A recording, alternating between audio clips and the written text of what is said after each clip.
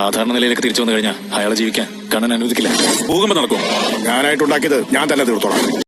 Hello, അങ്ങനെ മഹാലക്ഷ്മി പുതിയ പ്രമോല് നമ്മുടെ വാമദേവനെ വിളിച്ച് അനന്തു കാര്യങ്ങളൊക്കെ തിരക്കുകയാണ്.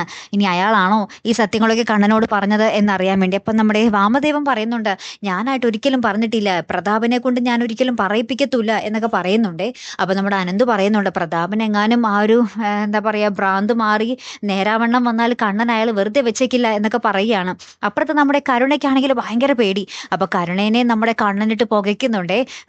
എല്ലാം ഞാൻ അറിഞ്ഞു എന്നൊക്കെ പറഞ്ഞ് നമ്മുടെ കരുണയുടെ മുന്നിൽ വെച്ച് ഇങ്ങനെ പറയുന്നുണ്ട്. അപ്പൊ കരുണയാണെങ്കിൽ ഇതൊക്കെ കേട്ടിട്ട് ഭയങ്കരമായിട്ട് പേടിച്ചൊക്കെ നിൽക്കുന്നുണ്ട്. ഏറ്റവും ലാസ്റ്റ് നമ്മുടെ വാമദേവൻ അനന്തുവിന് വാക്ക് കൊടുക്കുന്നുണ്ട്, പ്രതാപന്റെ കാര്യം ഇനി ഞാൻ നോക്കിക്കോളാം എന്ന് പറഞ്ഞിട്ട് കുറച്ച് ഗുണ്ടകളൊക്കെ ഏർപ്പാടാക്കി നമ്മുടെ പ്രതാപന്റെ വായും കയ്യും കാലൊക്കെ കെട്ടി മുറുക്കി എങ്ങോട്ടൊക്കെയോ കടത്തി മാറ്റുകയാണ്. അപ്പൊ ഇനി പ്രതാപന്റെ കാര്യം എന്തായിത്തീരും? നമ്മുടെ വാമദേവനാണെങ്കിൽ സ്വന്തം കാര്യം ചിന്താപായാണ് അല്ലെ. അയാൾക്ക് ജീവൻ നിലനിൽക്കാൻ വേണ്ടി അയാൾ ആരെയും കൊല്ലും. അപ്പൊ പ്രതാപന്റെ കാര്യത്തിൽ ഒരു തീരുമാനമാക്കിയിട്ടുണ്ട് നമ്മുടെ വാമദേവൻ. കാത്തിരിക്കാട്ടോ. അപ്പൊ അടുത്തൊരു വീഡിയോയുമായി വരുന്നത് വരയ്ക്കും ഗുഡ് ബൈ.